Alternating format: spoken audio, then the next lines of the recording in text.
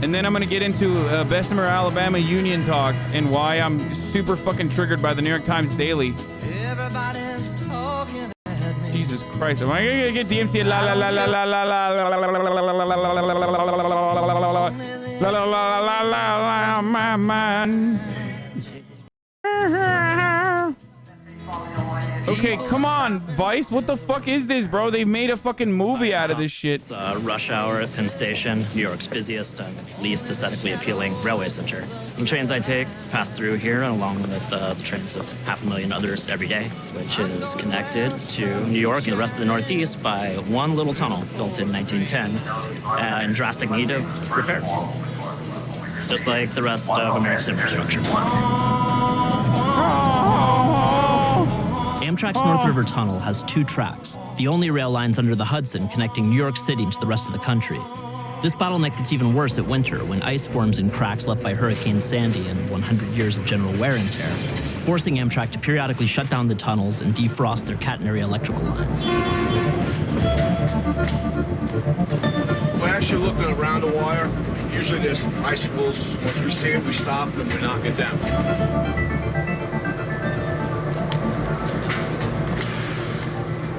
This icicle here could trip out the catenary, could knock the wire down, a train could come in, then you have 600 people here stranded, then you got no power, and people are freezing on the train for hours. If we keep up with the ice, it won't happen. If we don't, it'll happen a lot. Oh, look at that, right there. That's a perfect spot.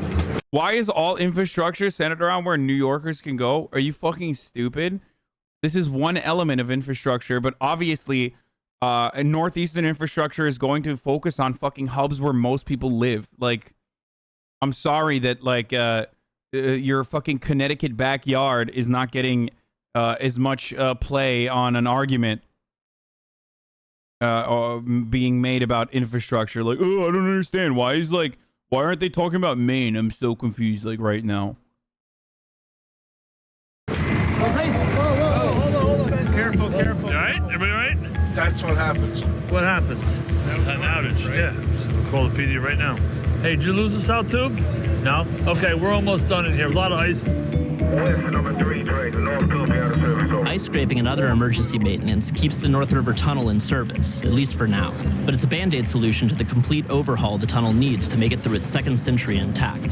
This thing needs to be rebuilt, essentially, from the inside out. So the idea here is to build a new tunnel, shift all the traffic into the new tunnel so that we can then come back and rebuild these so that when all is said and done, you have 4 tracks under the Hudson. A 4-track Hudson rail line is one of the goals of the Gateway program. While the new tunnel is still waiting for full funding, the old one puts as much as 20% of the entire country's GDP in jeopardy every time it has to be closed, which is frequently. Chaos and confusion at Penn Station last night. Transit problems at Penn Station again. The North River Tunnel needs federal money to help cover its estimated $13 billion price tag, a number that goes up by over $1 million every day they put off digging.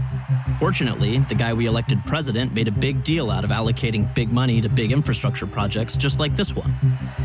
We need to pass a $1 trillion infrastructure plan to build new roads and bridges and airports and tunnels and highways. Yo, I can't believe that like Republicans are fucking losing their shit. And this dude literally, fuck you. This dude literally is, I mean, Republicans advocated for a $1 trillion infrastructure plan, which is bullshit. It never was going to happen, obviously. But like, it's wild that now they're shitting on the $2 trillion Democratic infrastructure plan. And railways all across our great nation. Turning that vague promise into an actual plan was delegated to businessman and former member of the U.S.-China Congressional Commission, Dan Slane. Slane produced a list of 50 infrastructure projects for the Trump transition team to consider, prioritized by their urgency and national importance. My plan was to search out the most critical projects that we could start with, then define how many jobs would be created by those, what the economic development benefit was, so that I could go up to Congress, give them the estimates, and then the following year go back and give them the actual numbers. That was the plan. Why did FEMA approach you for an infrastructure plan? Because I knew a lot about China. I studied what China did when their economy would start to dip. They switched over to infrastructure. They started building railroads, hospitals. Oh, interesting. What a strange and interesting take. Wow. So robust infrastructure plans actually end up significantly helping the economy improve. Who would have thought? Power stations It's communism, all over brother. Eastern China. Billions of dollars that they poured into their country. And then when the economy picked up again, they stopped. And I saw the power of infrastructure. Our economy for the last 10 years has been stagnating. There's only two ways to grow your economy. You increase employment or you increase productivity. Infrastructure does both. Unlike China, however, the United States hasn't tapped into the full economy-saving power of infrastructure since the middle of the last century, both in terms of building new stuff and keeping the old stuff in working order. And it shows. Now, we just inspected this bridge last year. There you can see the extent of the deterioration. See the hole? That's called the floor beam. That actually is a fracture critical member. Fracture critical means if one member fails, the bridge can fail. Okay.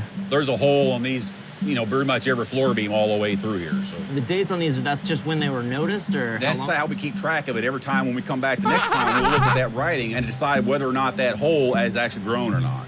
And has this bridge undergone any major renovations? This thing was built in 1940 something. Everything that's done to this bridge from now on will be a Band-Aid. So it's kind of like throwing money into a car that's not worth as much. Exactly. Throwing money into a 20-year-old car. The National Bridge Inventory has a 0 to 9 scale, and this bridge is rated to 4, which puts it in deficient category. We will close it when it gets lower than a 3. If they were to lower the weight limiter and close the bridge, where would be the nearest crossing? It's the only one within 100 miles or so either direction. How much time would that add to a trip? I'm guessing probably 4 hours at a time. Multiply those 4 hours by just the 6 trucks we've seen crossing the bridge in the 20 minutes we've been here, and you've already got one full 24-hour day worth of lost time and wasted gas. Then multiply that by the rest of the trucks on this route every day, and multiply that by the number of bridges in similar shape statewide, and finally multiply all that by 50 states and 365 days a year, and you can see how the American trucking industry claims to lose some $60 billion annually just to lousy infrastructure. But a big old chunk of American shipping is still done by exactly that, shipping. Bro, I don't even want to walk over that bridge. And motherfuckers are driving fucking tankers over it, okay? They're driving 18-wheelers over that shit, dude. That's America, baby! Time to crack over my motherfucking that motherfucking Mountain Dew and forget about America's problems, baby! Its initial engineering was done by Mother Nature. The man-made infrastructure on our country's waterways is as old and dilapidated. Yeah, I know. I'm so soy. This shit is really hard to open. Hold on, let me put it in my koozie, brother. In my motherfucking koozie, brother. Hold on. Hold on, brother. Home of the free because of the brave.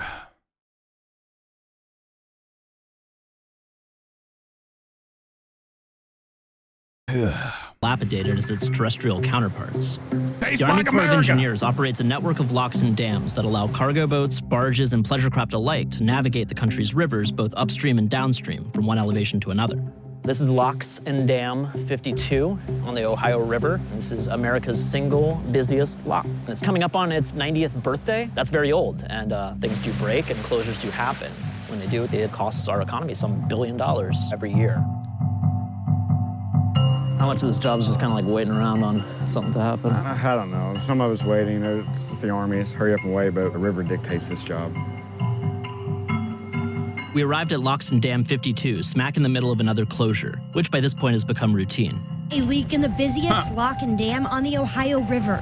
And once again, river traffic is at a halt at 52. Now, usually the water would be up to the top of the wickets when we get it all the way closed off. But last night, we're trying to raise the dam all the way to the pier. We got a hold of a wicket, and it came up sideways. When we let go of it, it washed over a couple other wickets and went downriver, so we lost that one. So we're going to regroup. We don't know exactly what shape it's in until we dive on it and pull them like out. when you do something that's pog champ. It's a 1927 dam, so at any time we could have a catastrophic failure, which is going to cost more money. It's a budget nightmare, I'm sure. We're kind of falling apart, but... The whole point of the locks and dams system is to prevent the river water from becoming too shallow for a boat to pass through it. While many of the 100-year-old parts still work fine, like this vintage Jazz-era steam engine, back in the 1920s, they were a genius when they built it. the parts that don't can cause some serious headaches, not just for the lock tenders, but for all the boats upriver. All those are those towboats. Damn, how many is that? A lot. That wraps around for several miles. That's normal? Bro, it's like major news what's happening in the Suez Canal. Turns out, like, in America, on any given moment, on any given day, you have Suez Canal type fucking gridlock. Yes. Huh. But what's bad traffic like, if this is normal? 150. Wait. I hope they've got some good books. Hey, them boys, they're creating jobs over there, brother, for the stuck boats, for the step boats that are stuck.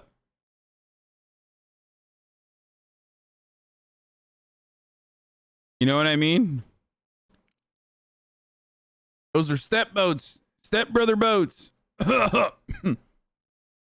Nobody cares about the step boat economy. Cruisers of 52 have lasted as long as 18 days, and the consequent boat jams aren't just irritating, they're also expensive. Even having one boat wait here for 15 hours has been estimated to cost its company $80,000. We just have a lot of traffic here. This is the busiest lock in the United States. It's busier than the Panama Canal. Everything's coming through here. This is America's economy. Lock 52 is supposed to be replaced with a state-of-the-art dam back in the 90s, but it's still under construction. And this is just one out of a whole network of locks and dams on one river. The Army Corps of Engineers estimates that it needs a minimum of $5 billion worth of repairs to keep the entire inland waterways system navigable over the next 20 years. And for corn farmers like Paul Jeske and the rest of our agricultural heartland/breadbasket, there isn't really an alternative. These elevators are right in the best place you can possibly be to have the cheapest transportation for export. That is why we're so incredibly worried about the locks and dams going down. Who absorbs the cost of that? That either has to be paid for by us getting a lower price for our grain or paying more for the other inputs that we buy. The only source of that money, in my opinion, ultimately is the farmer. Even when the waterway's older infrastructure is working, the scale at which shipping technology and output have grown in the last 100 years has far outstripped some of its capabilities. We're about to pass through Lock 21 with a towboat pushing 150-foot barges. These young men will do is break off 9 from the 15, push those through, and then the boat will push the other 6 through. Rejoin until the next lock. Most of the United States' locks and dams aren't big enough for larger barge tows to pass through altogether, so they have to be split up and reassembled at every lock along their route. So now with the boats in the lock, the deckhands are going to break apart the 2 sections of barge. It's kind of amazing how low tech it is. The guy up top of the line is called a mule because that job used to be done by mules. No disrespect, but I just feel like they could give him a better title at this point. As slow-going as the waterways can get, they're still far and away the most efficient and really the only sustainable way of shipping cargo at this scale. If this were all to be shipped by a train or trucks, how many would this take? With a 15-barge tow loaded at 9 foot, that'd be 225 jumbo hopper cars on a train, 870 semi-trucks. So that'd be 11 and a half miles bumper to bumper to move what's in these barges. That's crazy. Once the barges make Holy it through all shit. the locks and dams to the bottom of the river, they still have one more piece of faulty infrastructure to contend with before their goods can be shipped abroad: the Port of South Louisiana, also on Dan Slane's infrastructural fix-it list.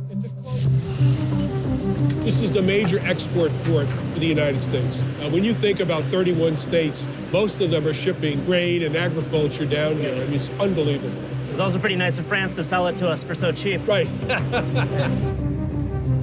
What's going on down here? The major problem here is the silting at the mouth at a place called Southwest Pass. And the Corps doesn't have the resources to keep it open to a level of 50 feet draft. That's the new ships coming through the Panama Canal. So in 2016, they had to lower the draft to 41 feet. For every foot you lower, you lose $1 million of cargo. When you multiply 7,000 ships a year, the number is astronomical, making us less competitive in a global environment. The river becomes less viable to the ships that are being used. So it's the exact opposite when people say this will make us, like, infrastructure makes us less. This kind of infrastructure spending will make us less competitive in the international marketplace is the exact opposite.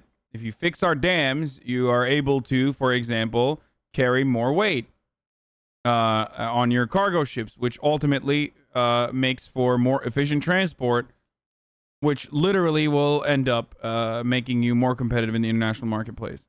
So You're going to have less of that tax revenue because people are going to take their ships elsewhere, right? It's just a downward spiral. Slane was pumped to see the administration tackle this downward spiral until it became clear that his list of infrastructure priorities was not itself a priority. When did you realize that the administration was kind of not taking your advice? February of 2017. My list was shelved at that point. Their approach is to take most of the infrastructure, dump it back onto the states, and they know that the states don't have the funding. The states are not going to raise taxes, and it's a way to coerce the states into using public-private partnerships, having Wall Street finance infrastructure. The conflict is Wall Street wants the maximum return on investment. When you have an asset that is the public good, you want...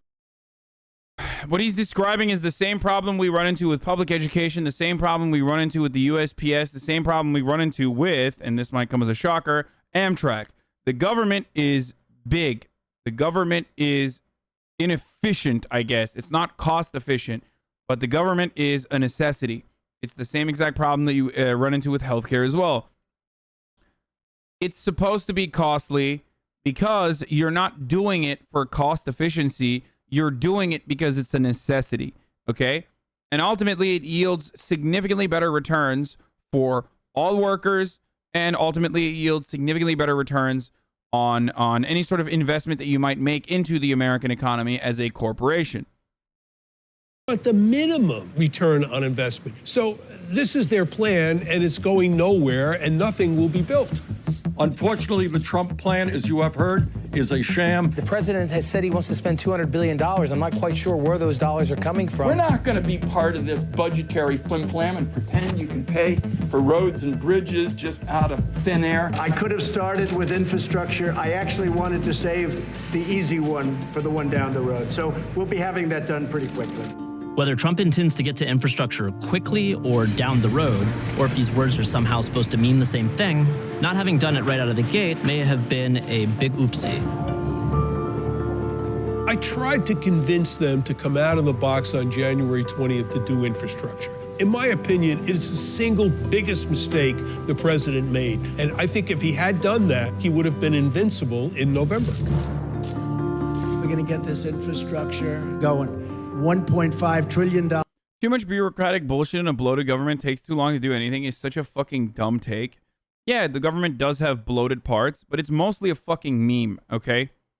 Like, there are inefficiencies that are supposed to fucking happen. You look at that, and then you act like every part of the government is just corrupted by the bureaucratic process. Whereas there are so many fucking jobs that are completely worthless within the private industry, the private sector as well. Yeah, vaccination efforts in the past years proof against that. Exactly. These motherfuckers just blew past every check mark or every like what's the term for it? I mean, they did an incredibly good job with vaccination efforts in America. There's always going to be bloat. There's always going to be bureaucracy, but ultimately, claiming that like everything the government does is every metric. Sorry, that's the word I was looking for. You said earlier that some people argue that more infrastructure spending equals less competition. How the fuck does that work? No, those people are fucking stupid.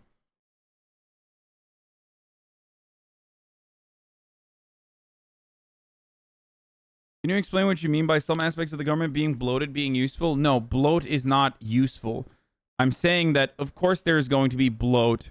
Of course, there's always going to be bloat. There's bloat in the private sector as well. People make it seem as though the private sector's efficiency revolves exclusive, like the private sector is incredibly efficient in comparison to the government, and they're so much better, blah, blah, blah.